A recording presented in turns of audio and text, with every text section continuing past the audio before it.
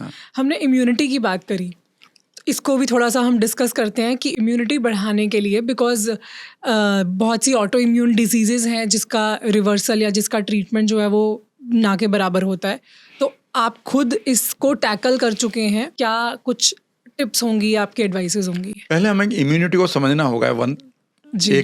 30 second में। याद रखिएगा, आपकी इम्यूनिटी डायरेक्टली वेगस नर्व के न्यूरोपेप्टाइड के द्वारा, यानी कि नर्वस के प्रोटीन के केमिकल के द्वारा, आपकी जो इम्यूनिटी सेंटर से, जिसको हम गट एसोसिएटेड लिम्फाटिक टिश्यू कहते हैं, GALT, वो डायरेक्टली जुड़े हुए हैं। ओके। और दूसरा, वो आपके गट बैक्टीरिया से जुड़े हुए हैं। ओके। अगर आपकी इम्यूनिटी कहीं से भी गलत उसको मैसेज मिल रहा है, तो they are like are military. Okay. तो उनको एकदम पता चलेगा कि हमारे ऊपर अटैक हो गया, तो वो 3 तरह से काम करते हैं। पहला, या तो वो सप्रेस कर जाएंगे कि वो डर गए, दे विल बी सप्रेस्ड। जैसे ही वो सप्रेस करते हैं तो जो हमारी नेचुरल किलर सेल्स हैं वो अपना काम करना बंद कर देंगी, और ऐसे में हमें बैक्टीरियल अटैक होगा, वायरल अटैक होगा। जल्दी जल्दी आपको पता चला कि बुखार हो रहा है, बैक्टीरियल अटैक आ रहा है, UTI हो रहा है, ठीक है ना। लेडीज में कई बार बड़ा कॉमन हो जाता है, बार बार हो रहा है। और अगर ये लंबे समय तक रहा तो ऐसे में वो बीमारी होती है जिससे लोग बहुत डरते हैं, जिसका नाम C से शुरू होता है। दूसरा है कि वह सप्रेस नहीं हो रही, वह ओवर रिएक्ट कर रही है। जब भी वो ओवर रिएक्ट करेगी तो हमारे फौज को पता चलेगा कि हम पर अटैक हो रहा है, या उन्हें डर लग गया, या उनके ऊपर आ गए, तो ये क्या कर रहे हैं कि जगह जगह उन्होंने ये मार्केट बंद करो, ये करो, यहाँ पर स्कूल बंद करो, यहाँ पर सेना लगा दो, यहाँ पर बिना मतलब टैंक चला दो, तो पूरा जो इकोलॉजी है वो बदल गई। तो इसे हम एलर्जी कहते हैं। अब तीसरी सिचुएशन बड़ी खतरनाक है, जो आज बड़ी कॉमन हो गई हमारे देश में यूथ के ऊपर, और वो है कि जब आपकी इम्यूनिटी इस लेवल पर पहुंच जाए कि वो ओवर रिएक्टिव हो जाए, और वो ये ना देखे कि कौन हमारा पैथोजन है, दुश्मन है, और कौन हमारा होस्ट है, वह अपने होस्ट को ही मारने लगती है। अगर वो बालों की जड़ों को मारने लगे तो इसे हम एलोपेशिया कह देते हैं, और इसका नाम रख दिया हमने ऑटो इम्यून। ऐसे में हम क्या करते हैं, इस इम्यूनिटी को दबाने के लिए स्टेरॉइड खिला देते हैं, या इम्यूनिटी मॉड्यूलेटर खिलाते हैं। यहाँ पर एक प्रॉब्लम आती है कि अगर आप इम्यूनिटी को सप्रेस कर रहे हैं तो वो परमानेंटली सप्रेस हो सकती है, दूसरी बीमारी खतरनाक आपकी लाइफ में आ सकती है। अगर वो आपकी स्किन को अटैक कर रही है तो सोराइसिस हो जाएगी, अगर वो थायराइड को तो थायराइड, अगर वो आपके बीटा सेल्स को मारने लगे तो डायबिटीज़ 1 हो जाएगी, अगर वो जोड़ों को अटैक करने लगे तो आपकी अचानक जोड़ स्वेलिंग शुरू हो जाएगी, पेन हो जाएगी, और लोग इसे क्या कहेंगे, रूमेटॉइड आर्थराइटिस। ऐसे में एक खतरनाक और भी बीमारी है कि वो ऐसे लूपस हो जाती है, कुछ के वो इवन प्लेटलेट को मारने लगती है। ये सारी की सारी ये शो कर रही है कि आपने अपनी इम्यूनिटी को इतना पावरफुल और ख़तरनाक बना दिया है कि उनका डिसिप्लिन और एक्टिवनेस वह आउट ऑफ कंट्रोल चला गया है। गड़बड़ ये होगी कि आपको ये समझना है कि अगर आप अपनी इम्यूनिटी को, कई बार लोग कहते हैं इम्यूनिटी को और ज़्यादा स्ट्रॉन्ग करना है, यह वर्ड ठीक नहीं है। मैं ये कह रहा हूँ कि इम्यूनिटी को गाइड करना है, एक्टिव करना है, गाइड करना, लेकिन डिसिप्लिन में रखना है। Because immunity is the power जो किसी भी बैक्टीरिया, किसी भी वायरस को मार सकती है। वो उतनी पावर रखती है कि आपकी सेल को भी मार सकती है, और उसे कई बार ये नहीं पता होता कि यही मेरा होस्ट है, वो अपने होस्ट को ही मारने लगती है। तो यहाँ पर 2 ही काम आपको करने हैं। पहला काम करना है कि आप उन इश्यूज़ को रिजोल्व करें। दूसरा, साइको न्यूरो इम्यूनोलॉजिस्ट ने एक टेक्निक बनाई हुई है, और उसे कोई भी थोड़े दिन के लिए करके देखे और उधर वो अपने गट को ठीक कर ले, क्योंकि गट से ही इम्यूनिटी बेसिकली आपकी गाइडेड हो रही है। इम्यूनिटी की एक खास बात है कि आपके गट की इम्यूनिटी को पता चलता है कि हम परेशानी में हैं, और वो खबर वो कहीं भी कर देंगे। इन्हीं न्यूरोपेप्टाइड के द्वारा वो इम्यूनिटी जुड़ी होती है। मानो वो एक ऐसा फास्ट टेलीग्राम करते हैं कि they can activate the immunity here, they can activate the immunity on the skin, है वो गट में, they can activate the immunity, आपकी नी की इम्यूनिटी को एक्टिवेट कर देंगे मारने के लिए। तो हमेशा एक मेडिटेशन मैंने सीखा था, टेक्निक मैंने सीखी थी, कई बार मैं लोगों को अस्पतालों में जाके बता देता हूँ कि यार ऐसा कुछ कर लो। अपने आप बस इतना है कि चुपचाप बैठकर इमेजिन करो कि आपके अंदर जो सिपाही हैं, ठीक है ना, और वाइट ड्रेस में उन्हें देखना, इमेजिन करना कि वो उनमें से कुछ लोग सप्रेस करे बैठे हैं, दे आर नॉट वर्किंग, कुछ लोग मारपीट कर रहे हैं, कुछ लोग कन्फ्यूजन में घूम रहे हैं। इमेजिन करिए कि आपकी इम्यूनिटी इस टाइम, और इमेजिन करिए जो सप्रेस है उन्हें समझाइए, बुझाइए, उन्हें नई ड्रेस दीजिए, उन्हें गले लगाइए और उन्हें समझाइए उनका काम क्या है। इन्हें भी समझाइए कि वो शांत रहें, वो उनको भी गले लगाइए और एक हार्मनी क्रिएट कर लिए अगले आधे घंटे तक। इसे 5-7 बार करें। याद रखिएगा, ये मेरी टेक्निक नहीं है, एक डॉक्टर ने ये एक्टिवेट किया था बच्चों के अंदर जिनको जल्दी जल्दी इम्यूनिटी की प्रॉब्लम आ रही थी। हर महीने उनको वो होती थी, वायरल अटैक होते थे। जब उन्होंने इस एक्टिविटी को कराया, सिर्फ उनको सुना कर एक कहानी के रूप में कि दे आर एंजल्स और दे आर फरिश्ते और they are little Bheem like, and can you believe के जो बच्चा हर महीने परेशान होता था बैक्टीरियल अटैक या वायरल अटैक से, वह बढ़कर 8 to 9 मंथ पहुंच गया सिर्फ एक बार करने से। यानी कि आपके थॉट से इम्यूनिटी हमेशा आपको फॉलो करती है। इम्यूनिटी को अपने थॉट्स से भी मैनेज कर सकते हैं। मैं आपको एक चीज़ बताऊं जी, ये सिर्फ थॉट का ही काम है, फूड का काम है, ठीक है ना। आपकी इम्यूनिटी के पास कोई कमजोरी नहीं है। अगर आप एक छोटा सा प्रोडक्ट है हमारे किचन में मिल जाता है, अगर आप उसके मैजिक को समझ लेंगे तो उसके बाद आप बुखार की गोली लेना बंद कर देंगे। कौन सा? मैं आपको एक मैजिक सिखाता हूँ आपको जी। और ये मैं रिपोर्ट दे रहा हूँ आपको। क्या होगा इस मैजिक से? ये मैजिक ऐसा होगा कि हम अपने, अगर जितनी मदर्स ने यहाँ सुन लिया, वह अपने बच्चों को बड़ी बीमारियों से बचा लेंगे जो जवानी में उनको मिलने वाली थी, जो गलती हम कर लेते हैं। ओके, ये थोड़ा सा आउट ऑफ वे जा रहा, लेकिन 5 मिनट मेरे दिल कह रहा है कि मैं बता दूं। बिल्कुल बिल्कुल बिल्कुल, जरूर। जब भी हमारे बच्चों को कोई भी वायरल अटैक आता है या बैक्टीरियल अटैक आता है तो उनको बुखार होता है। कई बार वायरल अटैक आता तो उसमें तो बैक्टीरिया का कोई रोल नहीं होता, तो इमीडिएटली मदर का एक ही काम होता है कि वो बुखार को उतारें, और बुखार अभी इतना ऊंचा नहीं जाता कि वो खतरा है। ऐसे में पता है वो बुखार क्यों होता है? इसे कॉन्सेप्ट को समझिएगा। बुखार इसलिए होता है कि जैसे ही बॉडी को लग रहा है कि मेरे अंदर कोई वायरल या कोई बैक्टीरियल अटैक शुरू हो गया है, तो बॉडी कैसे बताए इम्यूनिटी को कि भाई तुम एक्टिवेट हो जाओ। जिसके पास बी सेल्स हैं, टी सेल्स हैं, जो नेचुरल किलर हैं, उनको एक्टिवेट करने के लिए वो क्या करता है कि वो अपना टेम्परेचर बढ़ा देता है, और टेम्परेचर बढ़ाते ही हमारी टी सेल्स एकदम से एक्टिवेट हो जाती हैं और वो उस बैक्टीरिया को ढूंढना शुरू करती हैं और मारना शुरू करती हैं। जब तक वो बैक्टीरिया, आपकी बॉडी ये मानती है कि अभी भी है, वह अपना बनाए रखती है, मेंटेन रखती है बुखार को, ताकि टी सेल्स अटैक करते रहें। यह बुखार एक काम और भी करता है कि आपकी टी सेल्स की संख्या को बढ़ाता है। तुम्हारा पहले दिन खाया हुआ च्यवनप्राश नहीं, ये वाला। ऐसे में गड़बड़ ये करते हैं कि कई बार हम जल्दी से पैरासीटामोल खाकर इस बुखार को उतार देते हैं, और एकदम से जब उतर जाता है तो बॉडी कहती है कि ये मतलब कंफ्यूजन आ जाता है बॉडी के लिए भी और इम्यूनिटी के लिए भी, तो कि मुझे मैसेज नहीं मिला तो मैं किसको अटैक करूं, और बॉडी कह रही है कि मैं क्या करूं अब, ठीक है ना। और ऐसे में फिर उस बुखार को और बैक्टीरिया को हटाने के लिए एंटीबायोटिक देना पड़ता है, जो आपके फ्लोरा को मार देता है गट के।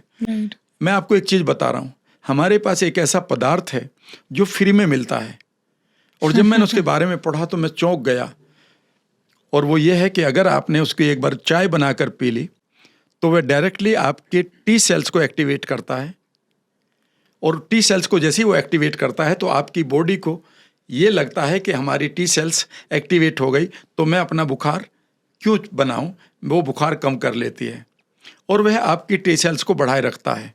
गिलोय का सारे बेनिफिट बताते हैं कि बुखार उतारता है। इसका ये बेनिफिट बताइए कि यह आपकी टी सेल्स को हमेशा एक्टिवेट रखता है, सही चीज के लिए।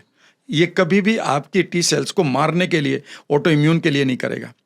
कमाल की बात यह है कि जैसी टी सेल्स अपना एक्टिवेशन में आ जाती है तो आपकी बॉडी अपना बुखार उतार लेती है। लोग कहते हैं कि गिलोय से बुखार उतर जाता है, मैं कहता हूँ बुखार तो बॉडी अपने आप उतार लेती है, क्योंकि उसे पता चल गया कि मेरा काम जो था बुखार देने का, वो काम गिलोय ने कर दिया है, और गिलोय नंबर ऑफ टी सेल्स बढ़ाती है, एंड ये फ्री में हमें मिल जाता है।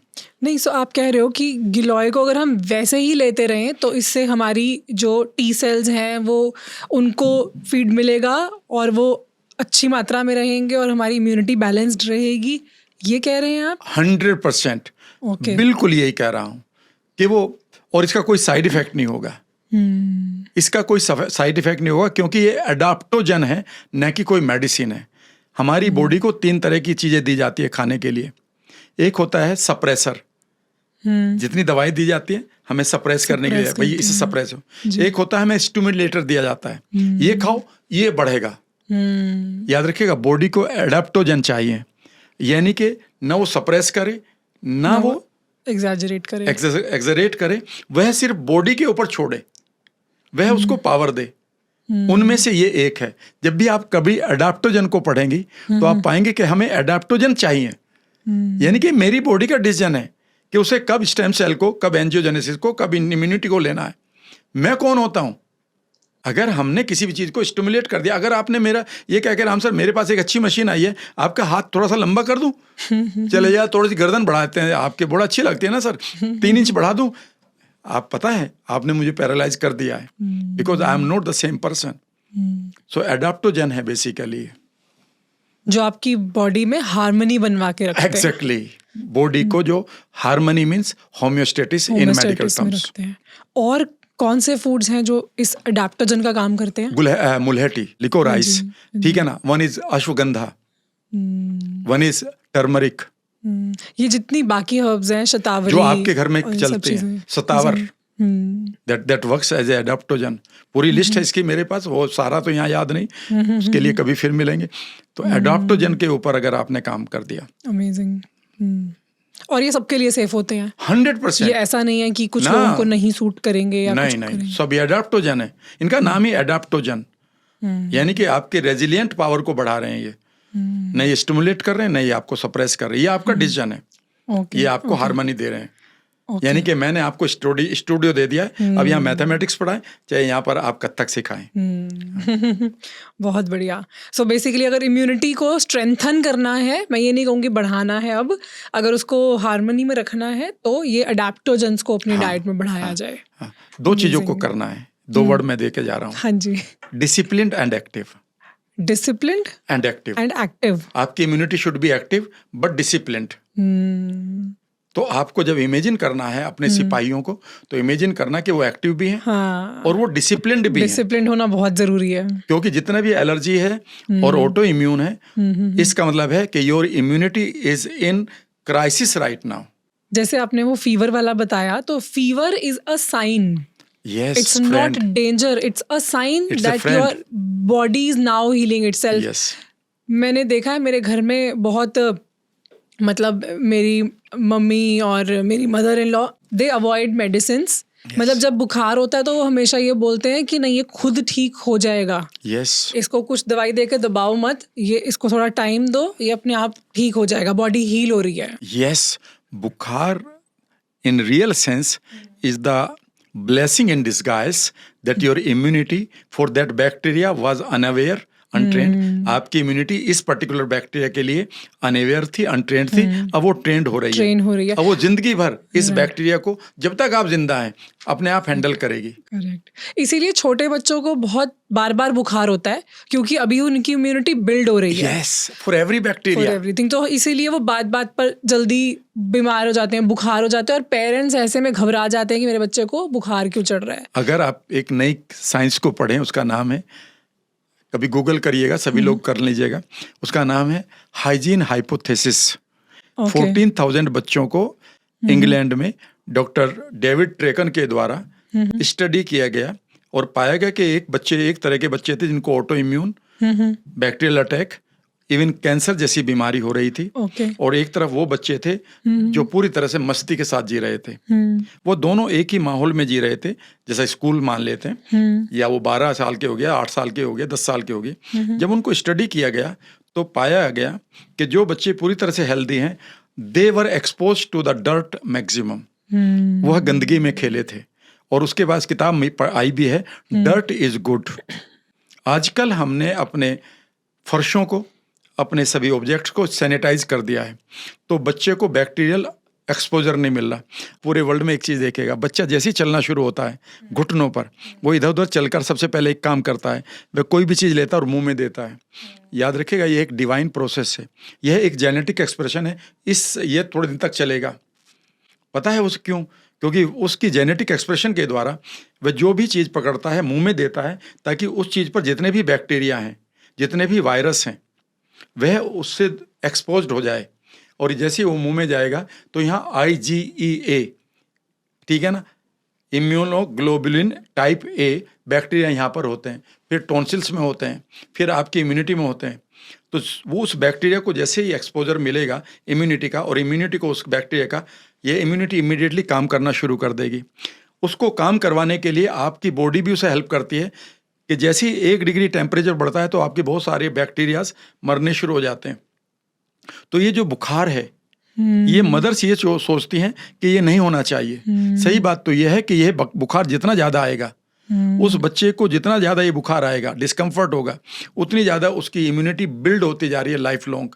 अब ये बैक्टीरिया जो उसने आज टच कर लिए हैं और उसकी इम्यूनिटी पूरी तरह से उसके प्रति ट्रेंड हो गई है, अब वो 100 साल का भी होगा तो ये बैक्टीरिया उसका कुछ नहीं बिगाड़ पाएगा, because your immunity has recognised them. तो हमारी इम्यूनिटी में यही तो होता है ना कि कुछ लोग उसको पहचानते हैं, कुछ लोग मारते हैं, कुछ लोग उस गार्बेज को बाहर फेंकते हैं हमारी सेल्स में। राइट। तो याद रखिएगा, बुखार is good always. By the way, आपकी मदर अच्छा और है। आपके मदर इन लॉ की तरह मैंने भी 2 साल से कोई दवाई नहीं ली है। ओह वाह, कोई दवाई नहीं ली? नहीं। और एक बार मैं 15 दिन तक वायरल में रहा हूँ। मेरी पूरी फैमिली मुझसे नाराज थी और मैं उन्हें समझा रहा था कि ये बुखार मेरे लिए कितना इंपॉर्टेंट है, और उस बुखार को मैं कह रहा था कि चलता रहे, अभी उतरने की कोई जरूरत नहीं है, मैं संभाल लूंगा अपने आप को। बस माथे पर मैंने और पैरों के पंजों में कई बार ठंडा टॉवल रखा है, बर्फ का टॉवल रखा है, और उस समय मैंने अपने गट बैक्टीरिया को पूरी तरह से शांत कर दिया है। उन्हें सिर्फ और सिर्फ मैंने पानी और नारियल पानी दिया ताकि वो भी अपना काम करते रहें। ये रियल हीलिंग, ये रियल हीलिंग है। उसके बाद मेरी बॉडी, आपको एक चीज़ बताता हूँ, ये एक रेफरेंस दे रहा हूँ मैं आज आपको दिल से, और वो ये है कि मुझे अभी भी वायरल आता है और पता चल जाता है कि मेरे पैरों में काव्स में हल्का सा बेचैनी होती है, कंधों में बेचैनी होती है, हल्का सा गर्दन में होती है, जैसे मानो यार थकान हो गई हो। मेरा 1 डिग्री टेम्परेचर नहीं बढ़ता और विदिन 2.5 दिन के बाद मैं नॉर्मल हो जाता हूँ। यानी कि मेरी इम्यूनिटी के वो पर्टिकुलर सिपाही अब तैयार हो गए हैं और वो कहते हैं कि तुम अपना काम करते रहो। ना मुझे ऐसा लगता है कि मुझे भूख की कमी हो रही है, ना ऐसा लगता है कि मुझे आराम करना चाहिए, ठीक है ना। और उस समय जो पहले हुआ करता था कि कई बार मीठे को और कई बार इवन दूसरी चीज़ों जो पीने की होती हैं, नेचुरली हम सोसाइटी में रहते हैं, कोई मन ही नहीं करता। आप अपने गट को ठीक कर लें, मैं आपको एक गारंटी दे रहा हूं, आपकी अल्कोहल की डिजायर खत्म हो जाएगी। नहीं, मेरी है नहीं, नहीं, आपकी मतलब उनकी जो ठीक है, मैंने कहा मैं क्लियर कर दूं कहीं लोगों को धोखे में ना आ जाए। अगर आप ये पूरा एपिसोड देखना चाहते हैं तो आप हमारे मेन चैनल गुंजन शाउट्स पे जा सकते हैं, जिसका लिंक डिस्क्रिप्शन में अवेलेबल है।